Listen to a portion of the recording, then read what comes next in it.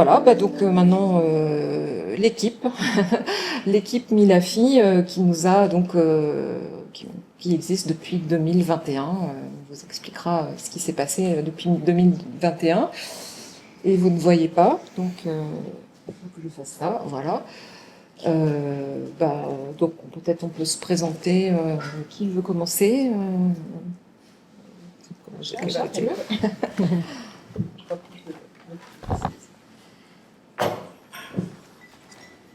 Et bonjour à tous, je m'appelle Daria Sakharova, je suis formatrice de français langue étrangère à l'Amicales Unies.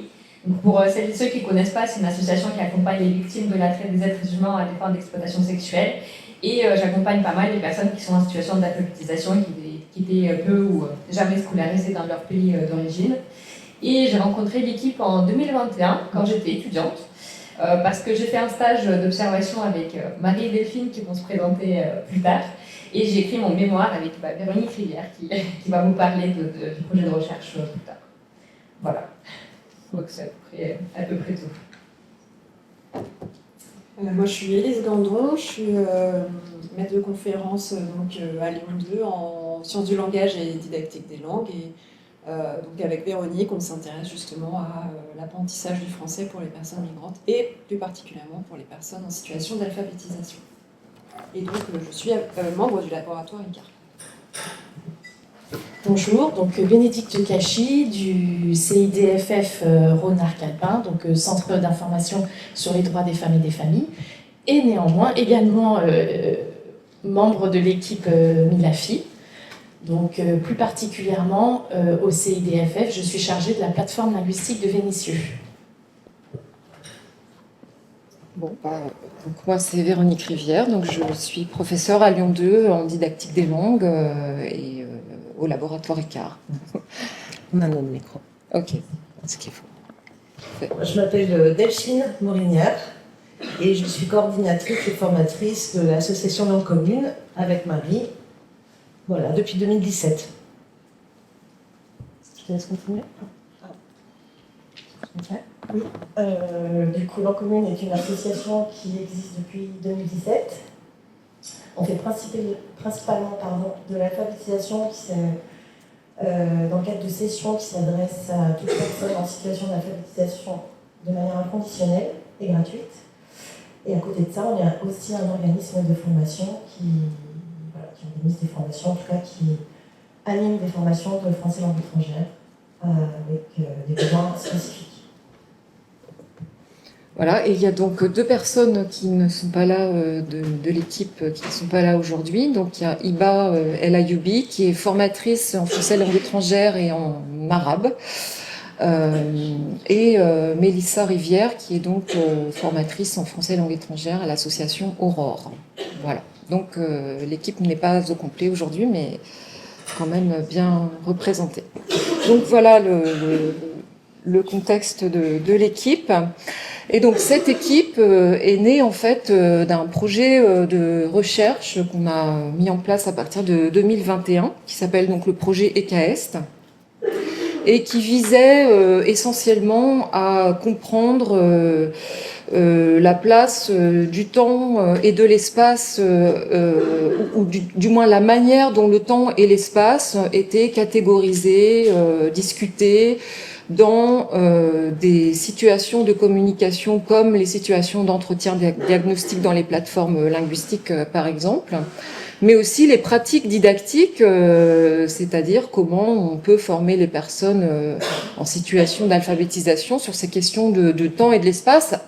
Et ces questions nous ont occupés parce qu'on est parti des constats en fait que font pas mal de professionnels sur cette question de la gestion du temps et de l'espace. Donc on a mené un petit projet qui concernait à la fois les pratiques d'entretien et les pratiques interactionnelles. Donc on a commencé à travailler avec Langue Commune et avec le CIDFF en 2021 et l'équipe s'est constituée comme ça et depuis on travaille de manière concertée sur qu'est-ce qu'on a envie de creuser comme question pour ce public-là particulièrement. Donc on peut définir des enjeux de recherche.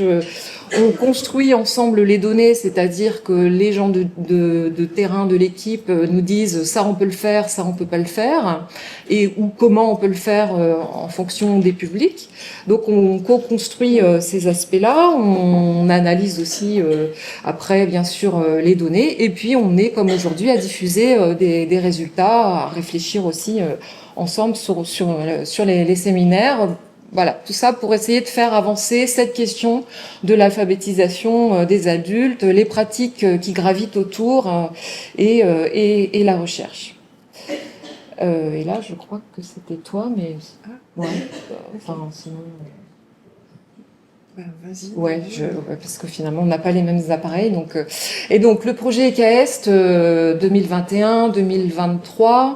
Et puis après, on s'est dit quand même, on a travaillé sur des pratiques d'entretien, de diagnostic des compétences. On a travaillé sur des pratiques didactiques, mais on n'a pas interrogé les personnes elles-mêmes. Et donc, c'est à partir de ce moment-là que on a voulu aussi aller mener des entretiens avec les personnes elles-mêmes, voilà, sur leurs questions, enfin sur leur vécu quotidien de la mobilité à Lyon. Et donc, c'est un nouveau projet Valorefa, donc valorisation de la recherche en alphabétisation des adultes. Pour rendre compte de ce vécu et dans le but, comme aujourd'hui par exemple, de nous adresser à des professionnels qui accueillent ou qui accompagnent ces personnes, de construire un outil qui puisse justement être diffusable à plus grande échelle que l'article scientifique qui ne va pas forcément vous toucher. Donc c'est de là qu'est né le projet. Alors est-ce que ça circule? Oui. Ouais. Voilà, ouais, c'est ça.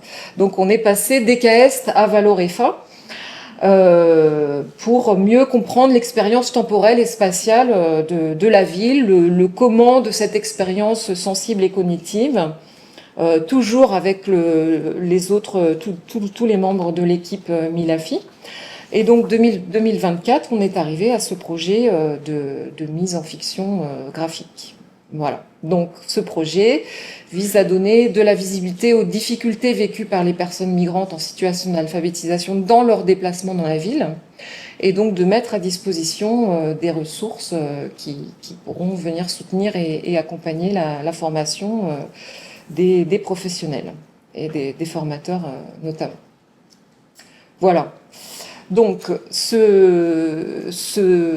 la manière de mettre en avant le vécu des personnes, comme je vous le disais, c'était de faire un choix de support particulier. Et donc, on a choisi la médiation d'un objet graphique où on a considéré que le passage des entretiens à un produit allait forcément aller vers une traduction graphique et esthétique de la parole des personnes, mais aussi des obstacles, enfin de tout ce qu'elles peuvent dire en fait dans ces entretiens, que ce soit les obstacles qu'elles rencontrent, les stratégies, la débrouille qu'elles peuvent avoir dans leur déplacement dès lors qu'elles arrivent à Lyon, jusqu'à parfois des années ici à Lyon, mais toujours sans savoir lire et écrire. Et c'était aussi important pour nous de traduire les affects, mais on y reviendra largement tout à l'heure. Voilà.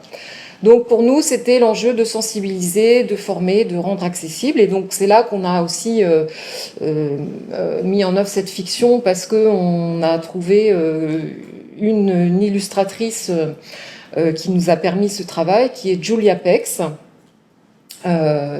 qui a donc dessiné pour nous. Julia Pex, qui est donc une illustratrice... Tu veux reprendre oui, si tu veux. Non, vas-y, je vois que tu as la diapo. Donc, on a découvert son travail en lisant le roman graphique qu'elle a dessiné, qui s'appelle Calate, que vous avez peut-être déjà croisé. Donc, vous avez la couverture là, en haut à droite. Giulia, elle est donc italienne, elle vit à Milan en Italie. Elle a fait l'Institut italien de photographie et puis après la Scuola del Fomento à Milan. Donc d'abord, elle s'intéressait à la photographie et puis très vite, elle a commencé à travailler sur le dessin. Donc Calat, c'est son premier roman graphique qui a été publié en France. Il est sorti en Italie en 2020 et en France en 2021, je crois. Et puis ensuite, en 2022, elle a publié un deuxième roman graphique qui s'appelle Les Chevaux du Tennessee. Mais elle travaille aussi dans des journaux, comme des journaux ou des revues italiens, et elle illustre aussi des pages documentaires pour le Nouvel Obs en France. Calat, ça nous a touchés parce que dans Calat, elle raconte le parcours d'une réfugiée syrienne kurde et de tout son parcours de migration. Et en fait, avec ses dessins, elle arrive à vraiment toucher le lecteur. Enfin, nous, en tout cas, on a vraiment été touchés par ses dessins. Et voilà, du coup, on a essayé de la contacter et elle a accepté. On était vraiment ravis qu'elle accepte de travailler avec nous. Tu peux passer. Donc voilà. Pour vous parler un petit peu de son travail, parce que malheureusement elle ne pouvait pas venir à Lyon aujourd'hui, mais en fait elle travaille pas du tout, c'est une illustratrice qui travaille pas du tout avec le numérique, elle travaille vraiment à la main, avec des crayons et de l'aquarelle, et voilà, vous voyez un petit peu son style de dessin, qui permet, enfin c'est ce que nous on trouve, de vraiment de retracer avec des émotions, des sentiments, de retracer le ressenti des personnes. Et du coup, ça nous intéressait énormément parce que nous, dans ce qu'on a voulu faire, on a voulu aussi transmettre des émotions en fait, des personnes qu'on a rencontrées. Voilà. Ok. Alors, donc on va changer de diaporama. Pardon. Donc on va en quelque sorte. Ah oui, non, c'est toi qui. Ouais, oui, c'est moi qui commence exactement. On va vous expliquer un petit peu comment on a travaillé. Bon, c'est pas que voilà, on veut absolument que vous sachiez comment on travaille, mais on a considéré que c'était quand même important de vous dire comment on est parti des entretiens des personnes pour arriver à cette fiction, parce que pour nous ça constitue un arrière-plan quand même important pour justement bien comprendre voilà ce qui est dans cette fiction. C'est l'idée que voilà, c'est comme un guide de lecture en fait là qu'on vous propose pour ensuite profiter pleinement de cette fiction graphique. Est-ce que ça marche ? Oui. Donc voilà, pourquoi on a choisi cette fiction. Bon, ça je vais passer parce qu'on l'a dit quand même pas mal de fois.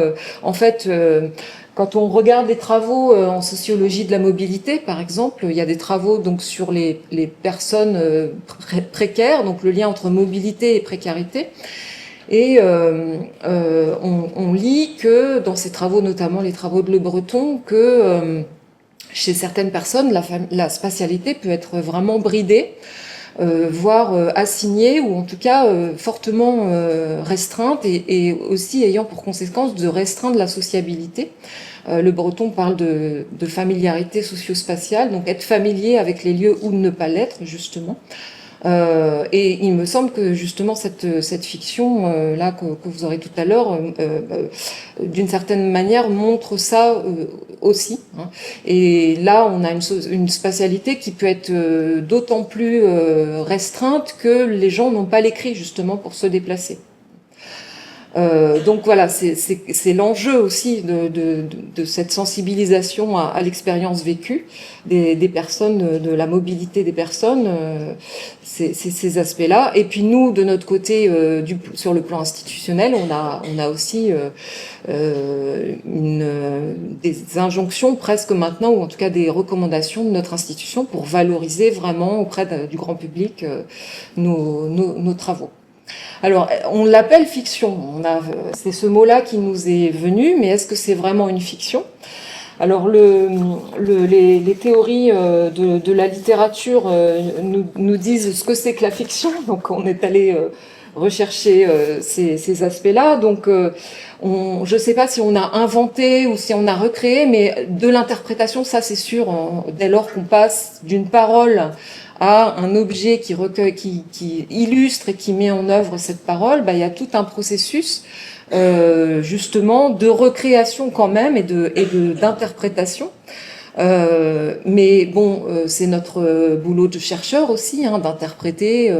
Mais l'article scientifique a tendance à écarter la sensibilité, et c'est justement ça que nous on voulait retrouver pour toucher davantage. Donc voilà, une relation nouvelle au savoir, mais sans écarter la sensibilité, voilà, de ce que les gens nous avaient rapporté aussi dans leurs paroles. Et c'est l'idée de trouver cet équilibre entre l'esthétique, l'émotionnel et le scientifique. Je pense qu'il est important d'avoir aussi à l'esprit la fiction comme un instrument fouisseur.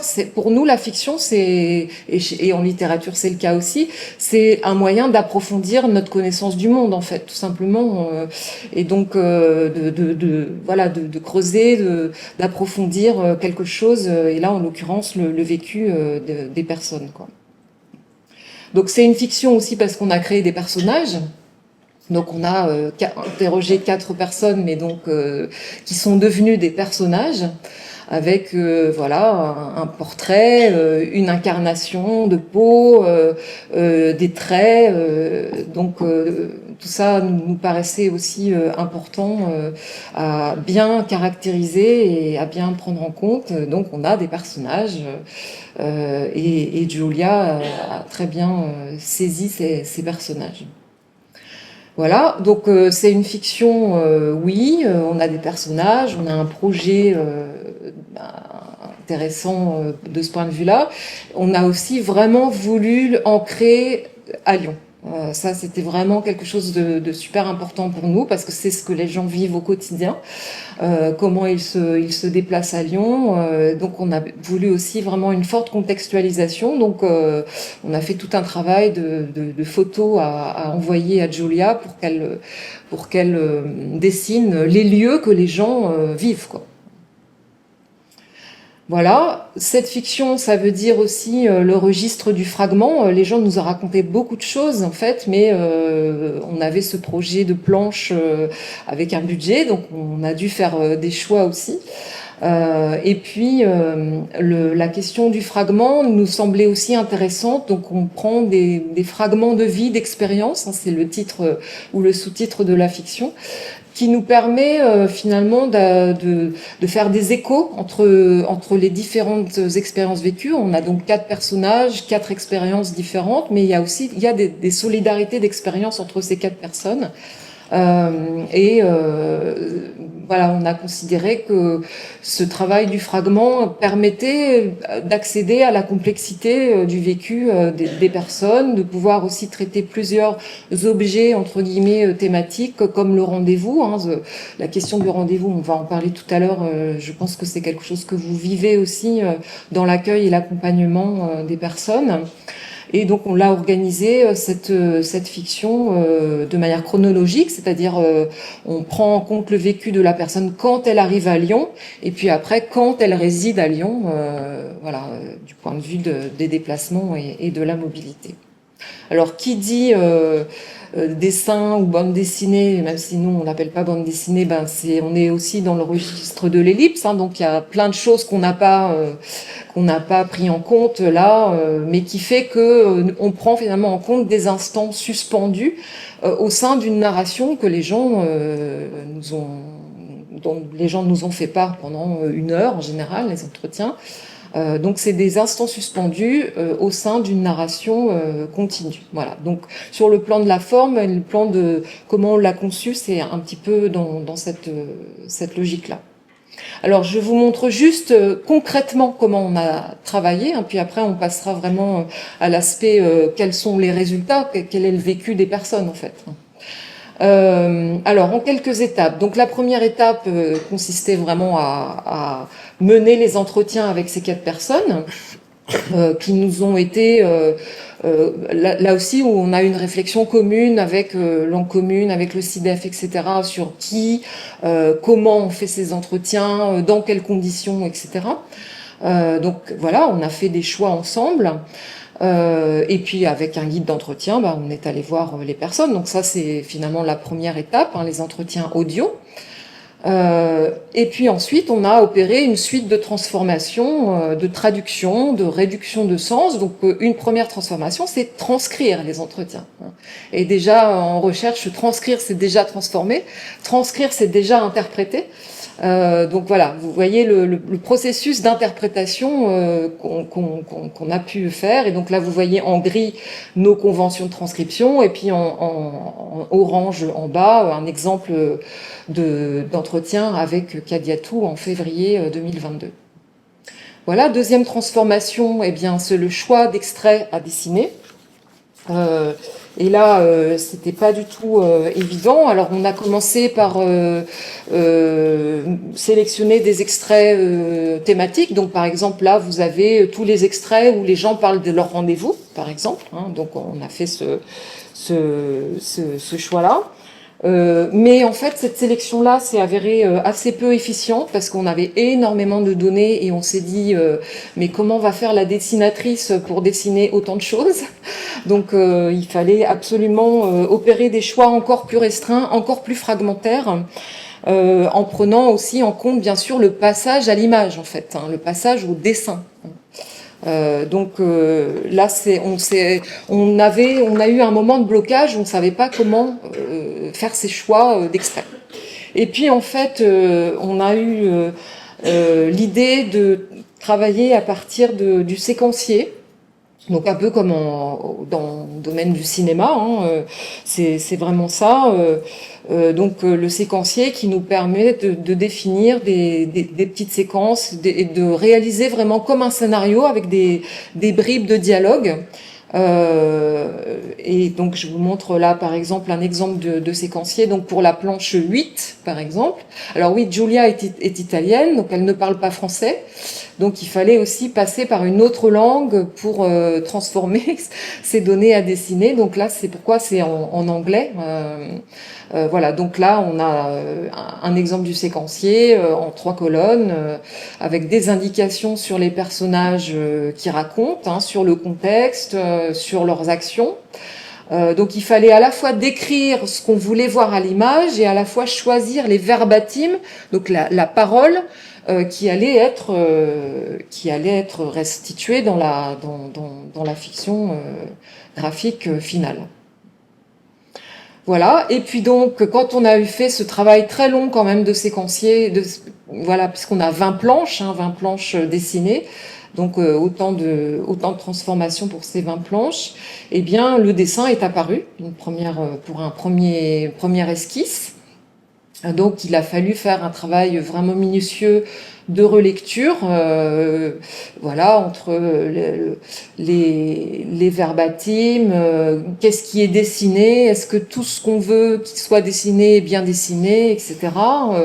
Donc là, vous voyez un exemple de Élise, par exemple, qui fait un commentaire à Giulia, de garder juste une phrase, voilà. Donc il y avait encore beaucoup de choses à enlever. Et puis l'idée, c'était qu'on trouve bien ce qu'on voulait, c'est-à-dire exprimer un vécu, des émotions et une narration. Voilà. Et puis donc on arrive à la fin avec la couleur.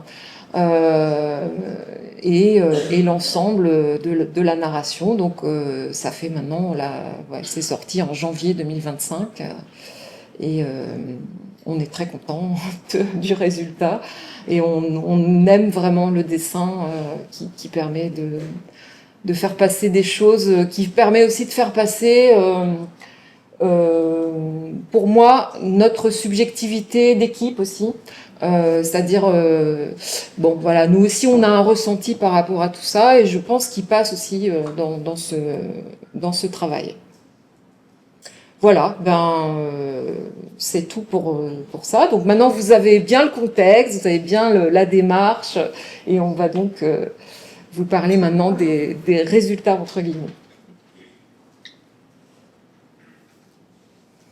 Alors, avant de passer aux résultats, je vais aller très vite, mais je vais quand même vous parler un petit peu de la méthodologie, même si Véronique t'a déjà un petit peu raconté.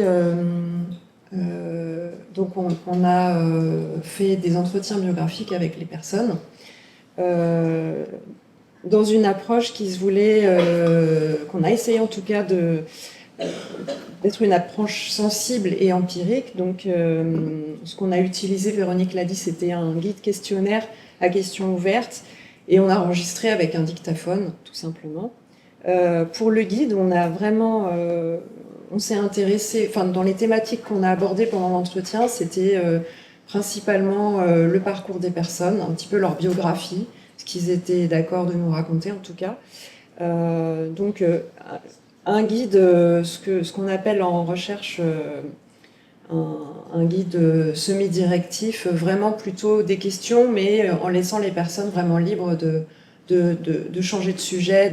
Voilà. Donc c'était pas forcément toujours chronologique, mais de nous raconter leurs impressions aussi à leur arrivée en France et à Lyon, comment ça s'était passé, peut-être des difficultés qu'ils avaient rencontrées.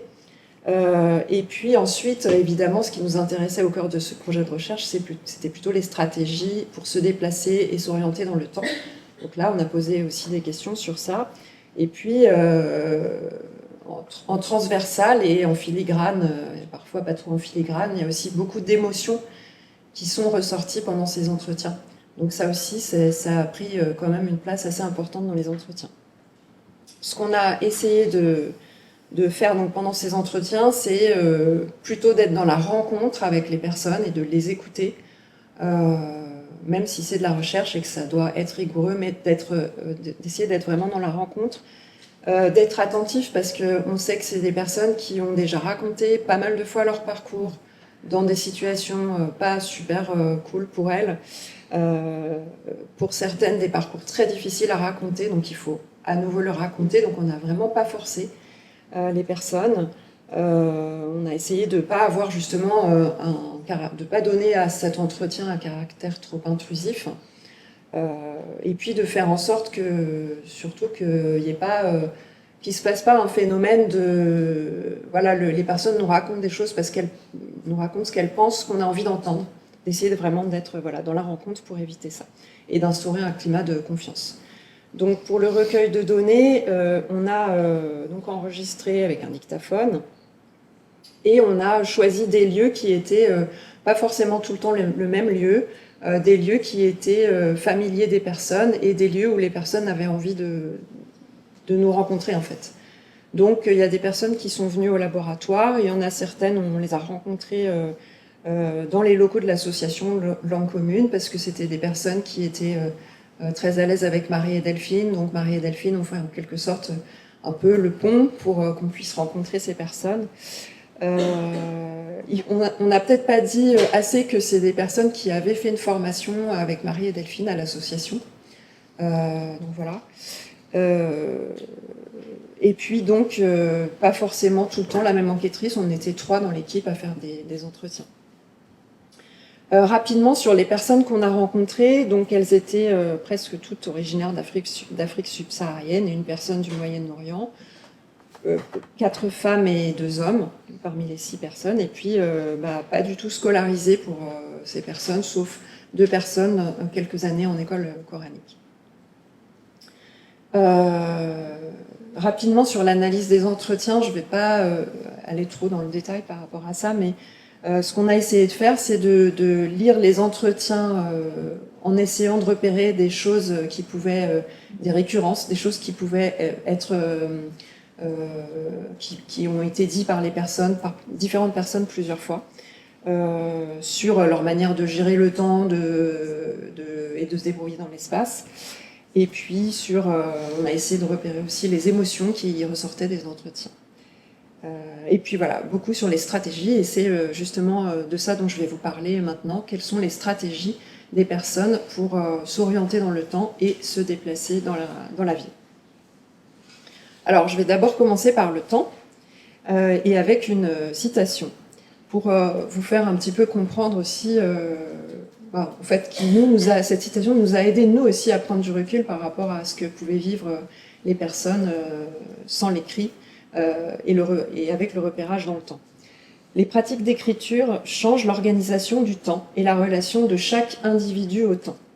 La conservation des écrits et la possibilité ouverte de les relire, de les consulter, modifie les relations au passé et la conscience du futur. Enfin, le geste de noter les événements oblige à définir ce qui est notable, à trier dans ce qui se passe, à hiérarchiser.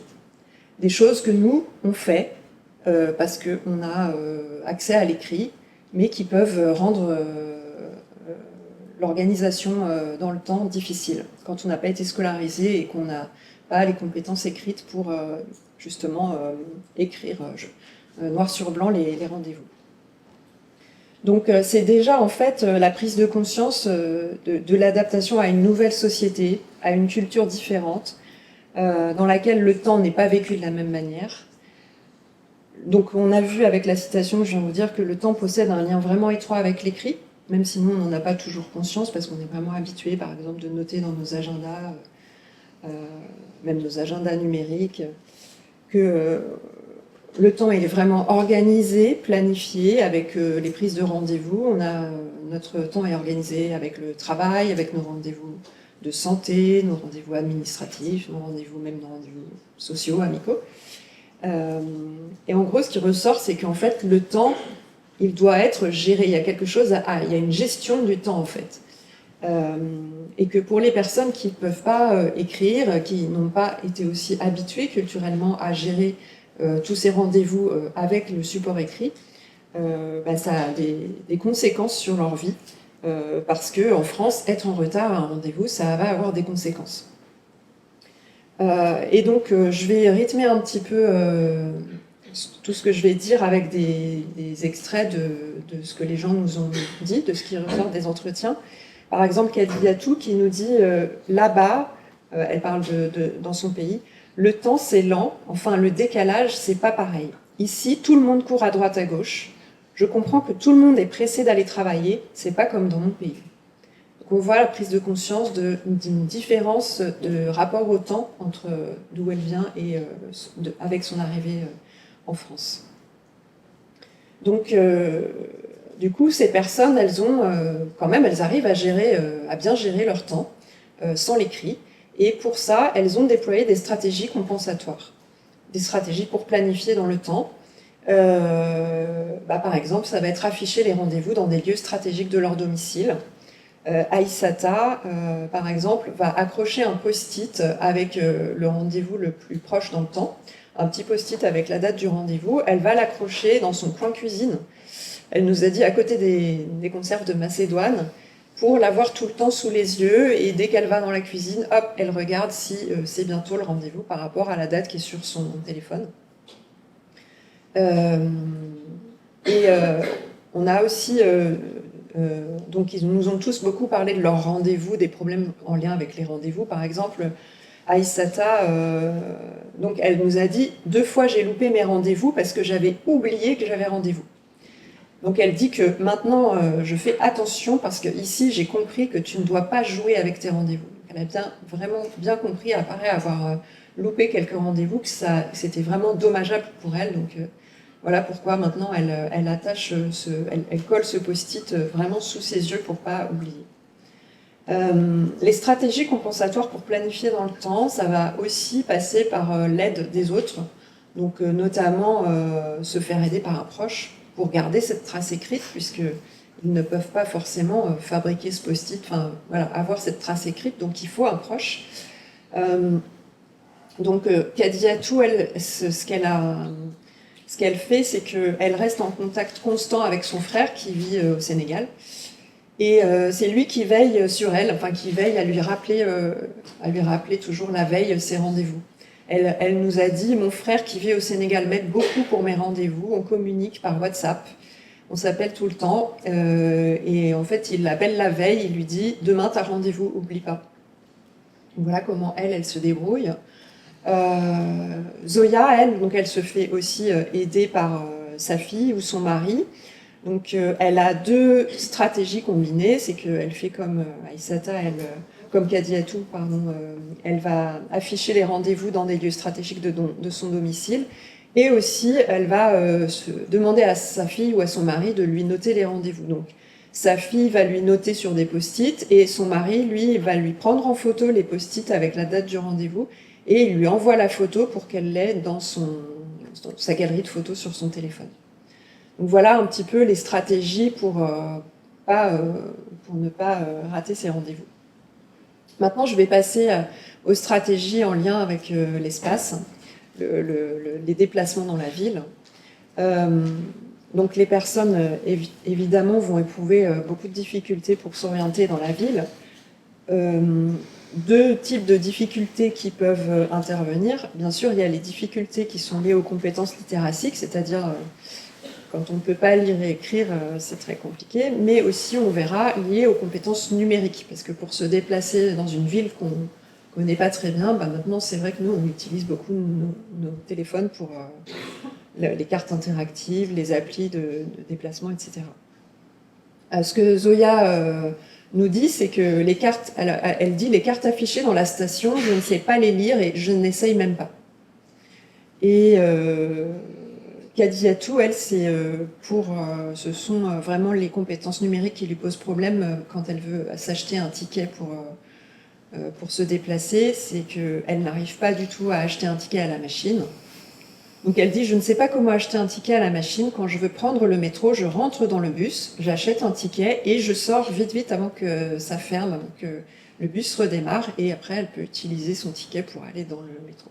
Donc on voit vraiment que malgré tout, vraiment des stratégies qui sont déployées pour se débrouiller tout seul.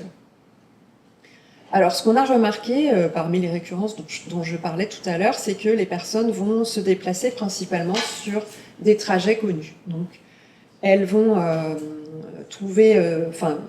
identifier des trajets qu'elles vont bien faire plusieurs fois dans la ville, parfois avec des personnes qui les aident justement, et puis ensuite elles vont vraiment rester dans leur zone de confort pendant tout au long d'un processus d'appropriation, pour après peut-être aller un petit peu plus loin, s'aventurer un petit peu plus loin. Par exemple, Zoya, elle nous dit au début, j'allais seule uniquement à des endroits qui se trouvent sur les lignes de bus que je connais bien et qui passent près de chez moi, mais je n'osais pas changer de ligne. Alors, elle nous explique aussi qu'après que maintenant, ça va mieux, mais vraiment au début, c'était ça, vraiment rester dans un périmètre qu'elle connaît. Les stratégies pour s'orienter dans la ville, à peu près 4 stratégies sont ressorties de nos entretiens. S'appuyer sur les compétences de littératie quand même, on va voir comment tout de suite. Utiliser le smartphone aussi quand même, mais pas comme nous on l'utiliserait. Se faire aider par des personnes, donc soit des proches, mais aussi des tierces personnes. Alors on va développer un petit peu ces différents types de stratégies. D'abord, s'appuyer sur les compétences de littératie, parce que même si les personnes ne peuvent pas lire des phrases, des textes, des phrases, ni même des mots, en fait, elles vont quand même réussir à s'appuyer sur des choses qu'elles ont apprises en formation. Par exemple, Zoya nous dit, si je vois où il y a le V, donc en formation, elle a appris avec Marie et Delphine que le V, c'était comme ça, donc elle sait bien qu'un V, c'est ça. Donc elle dit, si je vois où il y a le V qui est là, je sais. Par exemple, elle peut reconnaître qu'elle est dans la bouche de métro qui s'appelle Vénissieux. Là, elle va savoir qu'elle va reconnaître le V, et juste avec la lettre, en fait, elle va voir qu'elle est sur la bonne voie pour se déplacer. Aïssata aussi va utiliser un peu ce même système, mais pas vraiment avec l'initiale. Elle, c'est plutôt avec la taille du mot, c'est ce qu'on appelle la lecture logographique. Pour trouver la direction dans le métro D entre Vèze et Vénissieux, par exemple, elle a mémorisé que Vèze, c'est un mot beaucoup plus court que Vénissieux. Donc voilà, elle va savoir que pour aller à Vèze, c'est le mot le plus court. Donc c'est quand même des compétences littéraciques, même si ce n'est pas de la lecture à proprement parler. Autre stratégie pour s'orienter dans la ville, c'est l'utilisation du smartphone. Donc, ce n'est pas des utilisations, comme je disais tout à l'heure, des utilisations du smartphone comme nous, on l'utilise. Donc c'est pas avec Google Maps, c'est pas les applis TCL ou autres qui sont trop difficiles, puisqu'on a besoin quand même de lire des mots quand on utilise ces applis et d'écrire aussi dans les champs pour faire des recherches. Mais Kadiatou, elle va expliquer, si je ne connais pas, pour pas me perdre, je filme en marchant. Donc elle va la veille dans les endroits où elle doit se rendre. Je filme en marchant, et le lendemain, je marche dans la même rue, et je regarde si c'est pareil que ce que j'ai filmé. Donc elle compare comme ça. Donc on voit qu'il y a une stratégie vraiment intéressante de comment se débrouiller, donc d'être la veille avec une personne qui lui montre vraiment le chemin. Elle filme en même temps et après elle réutilise sa vidéo. Zoya aussi va utiliser son smartphone. Alors Zoya, elle va combiner deux stratégies. On a remarqué que les personnes combinent souvent plusieurs stratégies. Zoya, si elle est perdue, elle nous a expliqué que voilà, si je suis perdue, parfois j'appelle mon fils. Il me demande de prendre une photo de la station où je me trouve. Je lui envoie la photo et lui, il m'indique quel métro prendre. Donc à la fois, elle utilise une stratégie sociale, elle fait appel à son fils, à un proche, et en même temps, elle combine quand même, elle va utiliser son smartphone en faisant une photo et envoyer la photo à son fils. Enfin, une des stratégies qui revient beaucoup chez les personnes qu'on a interrogées, c'est de demander de l'aide à une tierce personne, à une personne qu'on ne connaît pas forcément. Mais c'est pas... ça comporte à la fois des risques et il y a des éléments que je vais vous expliquer tout de suite. Aïssata, par exemple, nous explique, et ça, ils sont plusieurs à nous le dire, on ne peut pas demander à tout le monde. Tu vas t'approcher de quelqu'un, il va dire « je suis pressé ». Donc, elle nous dit aussi, Aïssata, je regarde. Si tu marches vite, je te demande pas. Ou bien si tu es au téléphone, je demande pas. Donc, voilà. Ça, c'est une stratégie d'essayer d'identifier la bonne personne qui va pouvoir nous aider. Donc, pour demander de l'aide à une tierce personne, il y a vraiment des stratégies de trouver la personne qui va être d'accord pour nous aider. Zoya nous explique que justement, même si on a des stratégies pour choisir la bonne personne, des fois ça ne donne pas exactement ce qu'on veut. Zoya, elle nous dit « J'attendais pour trouver une femme voilée, pour qu'elle me comprenne. Je pensais que toute femme voilée était nécessairement arabe et donc elle partagerait une langue commune. Et en fait, parfois, les femmes à qui je m'adressais étaient iraniennes ou russes et elles ne pouvaient pas du coup communiquer avec elles pour se faire aider. » Ce qu'on n'a pas dit peut-être, c'est que les personnes qu'on a rencontrées ont aussi beaucoup de difficultés à l'oral en français. Je ne sais plus si tu l'as dit, Véronique, tu l'as peut-être dit tout à l'heure. Enfin voilà, donc là du coup, Zoya, elle cherchait une personne, non seulement qui serait d'accord pour l'aider, mais aussi une personne qui parle arabe pour lui indiquer dans sa langue première, dans sa langue maternelle, comment faire. Issa, lui, il a aussi... une stratégie, c'est qu'il se dit, tu essayes de communiquer avec des gens qui ont à peu près la même couleur de peau comme toi, parce qu'il va mieux te diriger. Donc ça, c'est la technique de Issa, mais pour Adama, une autre personne qu'on a rencontrée, lui, il dit que ça ne marche pas, parce qu'en fait, la toute première fois où il était à Lyon, il a pensé que ça allait marcher, donc il a fait ça. Il a utilisé cette stratégie, il a demandé à une personne noire de l'aider, puis en fait, la personne est passée vite, et elle ne l'a même pas regardé, donc lui, maintenant, sa stratégie, c'est de demander que à des personnes blanches, qui, selon lui, sont beaucoup plus gentilles et vont mieux l'aider, et accepter de l'aider.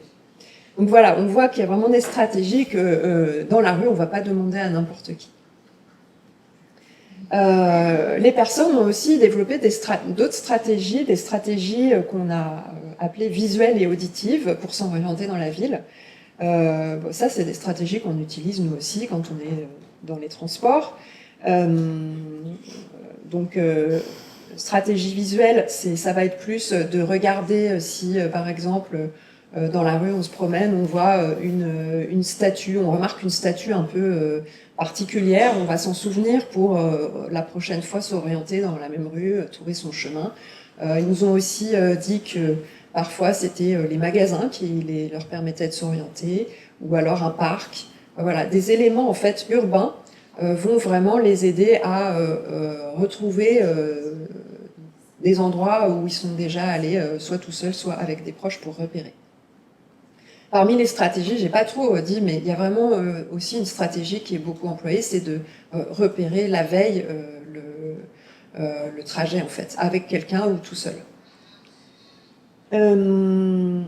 Donc les repères, s'appuyer sur des repères auditifs, bah, c'est ce que nous on fait aussi quand on est dans le métro, hein, sauf que nous on peut aussi s'appuyer sur les repères visuels, on va combiner, mais là les personnes se basent beaucoup sur l'écoute de la voix dans le métro qui nous dit, ou dans le tramway qui donne le prochain arrêt.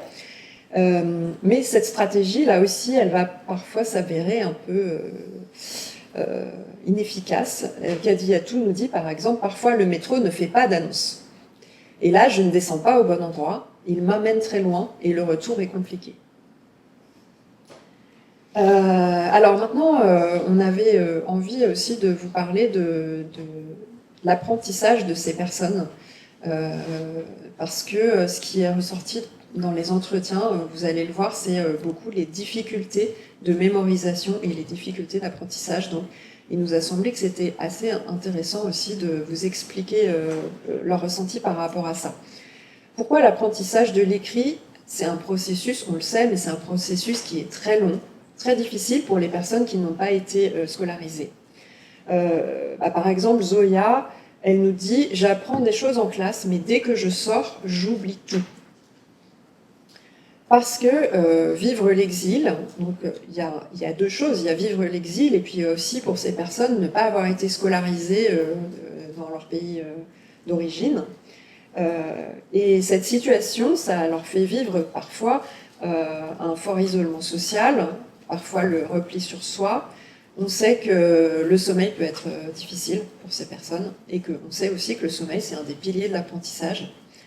Avec toutes les difficultés liées au parcours, les difficultés liées à l'installation, à l'arrivée en France, les difficultés liées à l'apprentissage, les difficultés à se déplacer, à s'orienter dans le temps, à s'adapter culturellement à ce nouveau pays, tout ça, ça peut aussi développer un épuisement intellectuel pour ces personnes, et donc des difficultés de mémorisation. Et on sait aussi que les stratégies d'apprentissage, on les acquiert à l'école pendant les premières années de l'école et que ces personnes n'ont pas pu acquérir ces stratégies d'apprentissage. Donc Zoya, par exemple, elle va beaucoup parler de ça dans son entretien, beaucoup parler de la mémorisation et des difficultés à apprendre. Et elle dira « J'ai une mauvaise mémoire à cause du désespoir que j'ai vécu », donc on voit qu'elle identifie cette difficulté de mémorisation, qu'elle l'identifie vraiment, elle fait vraiment un lien avec tout ce qu'elle a vécu. Et Kadiatou, elle nous dit « J'oublie vite, je n'arrive pas à retenir tout ce qui vient ». Et elle explique aussi, quand je me rends quelque part, j'ai une grosse angoisse quand elle doit se rendre quelque part le lendemain. En fait, elle dit j'ai une grosse angoisse, je dors pas de toute la nuit. Donc on voit quand même toutes ces difficultés. Donc pourquoi je vous parle de ça, c'est aussi que dans le recueil, dans cette fiction graphique, on a voulu faire apparaître aussi des bribes de leur parcours, parce que ça nous a semblé vraiment intéressant que ce soit pris en compte aussi que les parcours des personnes sont parfois très compliqués et que l'arrivée en France aussi est compliquée. C'est pas que quand on arrive en France que tout se simplifie. Zoya, par exemple, nous raconte « Un chauffeur de taxi a profité de notre manque de savoir sur la ville. Nous n'avions plus du tout d'argent pour l'hôtel, parce que le taxi leur a demandé une somme exorbitante, les a fait tourner dans toute la ville. Alors cette nuit-là, nous avons dormi dans la rue. » Elle explique aussi, Zoya, que quand ils sont arrivés à Lyon, la police les a enfermés dans une pièce et que sa fille n'était vraiment pas bien. Donc, enfin, elle explique vraiment toutes ces premières journées à Lyon. On voit que c'était vraiment très très difficile pour elle. Le parcours de migration peut être aussi très difficile pour des familles qui sont séparées. Ça a été le cas de Issa qui nous explique « Ma femme, ma fille et moi, nous nous sommes perdus de vue. Elles sont parties dans le bateau et moi, je n'ai pas pu monter. » Et heureusement, grâce à plusieurs personnes, Issa a pu retrouver sa petite fille de 3 ans. Donc il est resté pendant 2 ans sans nouvelles de sa femme et de sa fille. Et en plus, pendant cet intervalle, sa femme avait donné naissance à leur 2e enfant. Donc voilà, c'est des histoires qu'on a voulu vraiment faire apparaître dans le recueil. Et puis les parcours, enfin l'arrivée en France, c'est aussi beaucoup de problèmes de santé physique et mentale, des problèmes économiques liés au logement, des problèmes d'environnement de vie, tout ça, voilà, des choses qui sont très complexes pour ces personnes. Je vais terminer sur les sentiments et les émotions qui sont ressortis des entretiens, parce qu'il y a eu beaucoup de choses en lien avec les sentiments. Des phrases très fortes prononcées par les personnes, notamment Zoya, qui nous dit la phrase suivante: « J'étais comme une personne malvoyante ». Ce qui est assez fort, cette phrase qui montre comment elle se sentait dans la situation d'exil, mais aussi dans sa situation d'analphabétisme. Elle explique aussi, Zoya, qu'elle déprimait au point de négliger son apparence et qu'elle n'avait plus du tout envie de s'occuper d'elle et de faire des efforts. En fait, elle n'avait plus d'envie de continuer, en fait. Il y a aussi, parmi les sentiments qui ressortent, c'est les sentiments comme la gêne et la honte face au regard des autres. Kadiatou nous explique par exemple qu'une fois elle était dans un magasin, elle voulait acheter des frites et elle voulait savoir le prix des frites le moins cher. Et elle dit: j'ai demandé le prix des frites dans un magasin et il y a quelqu'un qui m'a répondu: tu sais pas lire, c'est marqué là. Vraiment, elle a dit qu'elle était tellement gênée qu'elle est partie vite du magasin sans acheter ses frites. On l'a vu un petit peu tout à l'heure avec Kadiatou, l'angoisse. Mais ça ressort beaucoup des entretiens, la peur, le stress de toutes les situations en fait, mais surtout les situations qui vont demander de compétences pour se déplacer et s'orienter gérer le temps. Kadiatou nous explique: là je panique, je tremblais et je pleure panique. Parce qu'elle ne savait pas où descendre dans le métro, elle ne savait pas comment elle allait trouver l'arrêt où elle devait descendre. Et Aïssata nous explique aussi que pendant un moment, quand son bébé est né, elle était à l'hôpital et qu'on lui demandait de signer des documents, mais comme elle ne pouvait pas lire les documents, elle avait très peur de signer. Elle dit: ils m'ont expliqué, mais je ne comprenais pas, parce qu'il y avait aussi le problème de français donc à l'oral. Voilà, son bébé devait être transféré et elle avait vraiment peur de signer les papiers, même si c'était pour le bien de son enfant. Voilà, on l'a dit tout à l'heure, l'angoisse, le stress qui vont impacter le sommeil. Kadiatou, elle explique aussi, c'est quand elle doit prendre le téléphone pour appeler, elle dit: j'ai peur, je suis stressée, j'ai mal au ventre. Et voilà. Donc, on voit vraiment que toutes ces situations vont générer beaucoup de stress, d'angoisse et qui ont des impacts forts sur le sommeil, en fait, la santé physiologique globale. Et je vais passer la parole à Bénédicte pour des pistes d'accompagnement. Alors, je voudrais commencer par insister sur le fait que ces pistes d'accompagnement, elles vous sont proposées, mais que c'est à vous de vous les approprier dans la mesure des moyens que vous avez.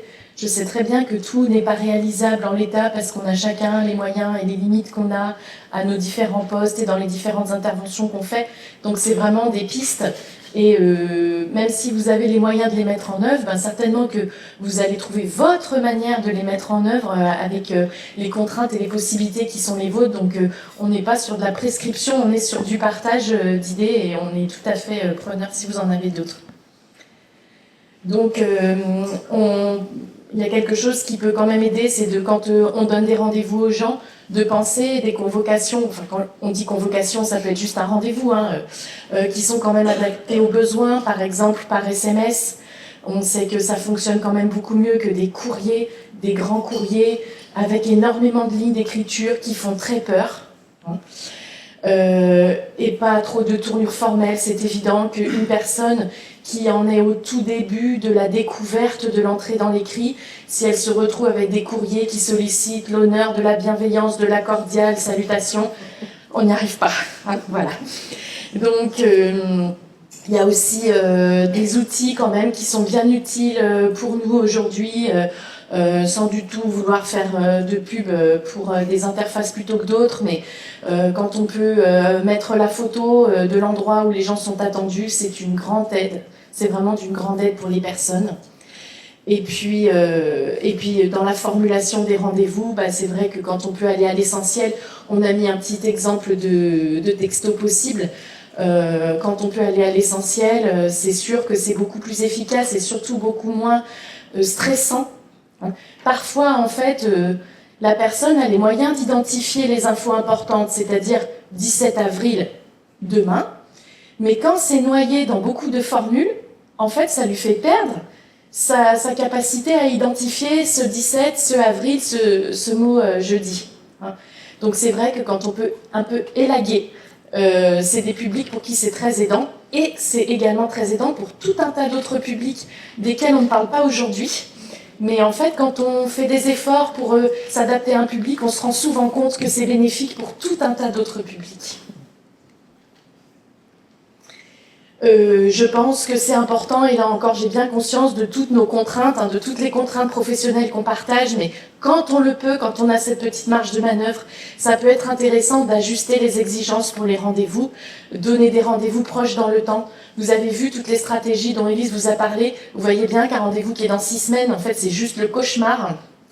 Alors je comprends très bien qu'il y a des choses sur lesquelles vous n'avez pas la main, j'entends très bien, ça peut m'arriver aussi dans ma pratique, mais quand on le peut, c'est vrai que dire à quelqu'un « on se voit jeudi », c'est pas du tout la même chose que de dire « on se voit le 24 janvier ». Voilà. Gardez en tête l'hypothèse alpha, situation d'alphabétisation. Quand une personne est en difficulté constante, récurrente avec les rendez-vous, c'est vrai que ça peut nous agacer, c'est vrai que ça peut nous faire perdre un temps précieux, mais c'est important de ne pas aller tout de suite vers l'hypothèse désinvolture et d'avoir dans un petit coin de notre tête l'hypothèse situation d'alphabétisation, entre autres hypothèses, et de peut-être vérifier un peu les choses avant de tout de suite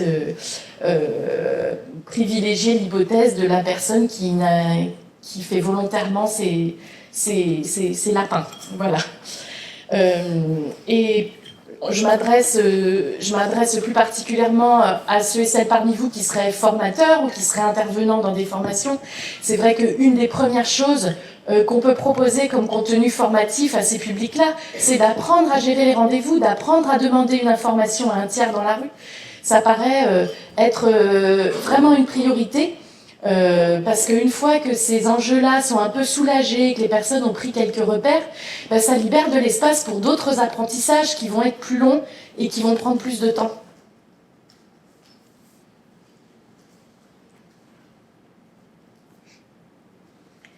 Alors, il y a aussi le fait, oui, d'adapter les pratiques aux réalités. Alors, je dirais l'importance peut-être de faire évoluer les regards sur les pratiques faire à la place. On a tous et toutes, je pense, le mot autonomisation dans nos fiches de poste. On est presque tous ici, je pense, dans des métiers où une de nos missions, c'est autonomiser les personnes. Je pense que sur la question de l'alphabétisation, il y a des moments où il faut savoir être raisonnable, parce qu'il y a des choses qui ne seront peut-être pas possibles, ou peut-être pas possibles rapidement, et que parfois ces personnes-là, elles ont besoin qu'on fasse à leur place. Et que c'est vraiment être accompagnant que de faire ça, et ce n'est pas renoncer à l'objectif d'autonomisation qu'on peut conserver et qu'on peut tous porter, mais c'est vrai que si on est devant une interface où il faut s'inscrire, implémenter des documents, uploader, je sais pas quoi faire et cliquer, et j'en passe des meilleurs, et si en plus il faut rajouter des signatures numériques et se connecter avec France Connect,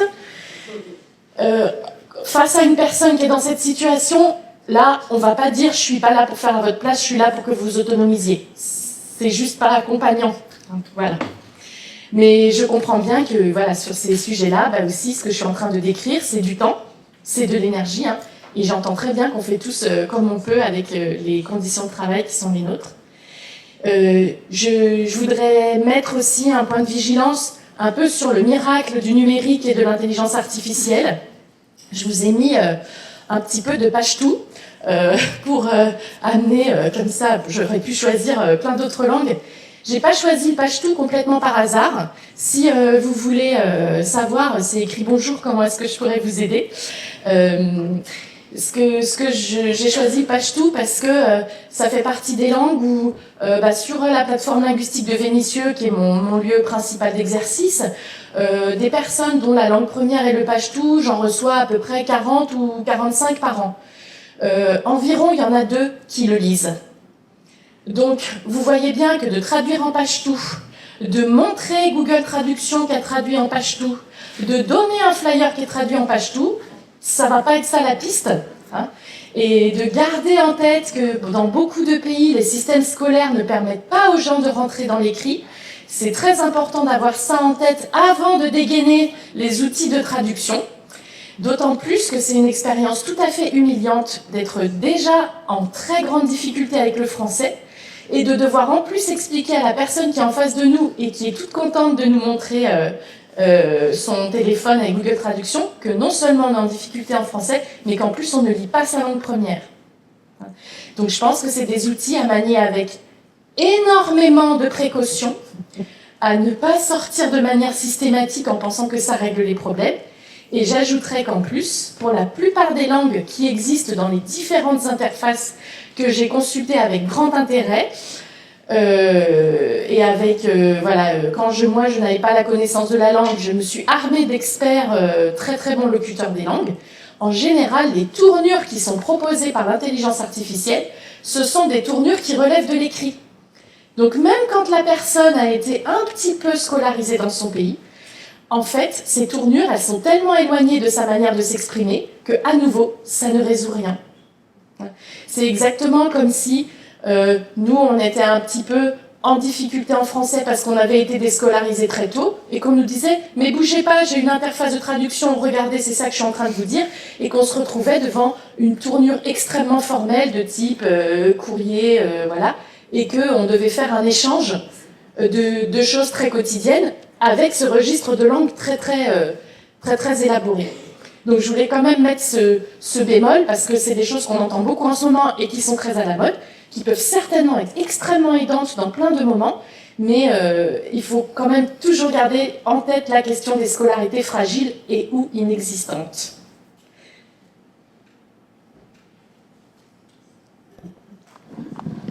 Voilà, on arrive à la fin de notre intervention. On voulait conclure un petit peu, donc refaire un petit bilan de tout ce qu'on a dit cet après-midi. Donc, des stratégies multiples et combinées, souvent, pour ces personnes.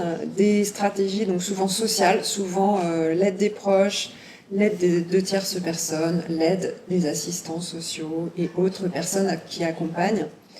Donc c'est des stratégies qui rendent dépendantes. Et ce que disait Bénédicte aussi, c'est que voilà, on essaie de faire en sorte que les personnes puissent se débrouiller toutes seules et être autonomes, mais c'est pas toujours simple. Avoir conscience aussi que un temps qui s'étire, en fait, tout est long pour ces personnes et que apprendre le français, et même apprendre l'écrit, entrer dans l'écrit, ça va être un processus extrêmement long et que donc il ne faut pas avoir des attentes démesurées. Et donc, comme le disait Bénédicte, vraiment prendre le temps de s'adapter aux stratégies des personnes, de se servir des stratégies des personnes, aussi de leur dire que ce sont des bonnes stratégies et de peut-être les inciter à poursuivre vers ces stratégies, pour favoriser leur autonomie. On va conclure avec les remerciements. Donc merci à vous toutes et tous d'être là cet après-midi. On est vraiment ravis d'avoir pu vous présenter notre recueil, notre travail. On va aussi faire un immense gracier à Julia, même si elle n'est pas là, à Julia Pex, pour ses dessins et sa collaboration. Merci à Langue Commune, notre partenaire indéfectible. Merci Marie et Delphine. Merci aussi au Labex Aslan qui a financé le projet EKS et le projet Valorefa. Merci en particulier à Audrey, Chris, Jerry et Vanessa. Merci à Justine et à Sofiane qui sont là aujourd'hui de la CIA. Merci à l'axe langage, travail, apprentissage du laboratoire ICAR aussi et à Jean-Marie Barsalou et son équipe qui nous a imprimé le recueil. Et enfin, quand même, merci aussi à Issa, Zoya, Aïssata et Gadiatou pour leur temps et leurs précieux témoignages. Voilà, merci beaucoup.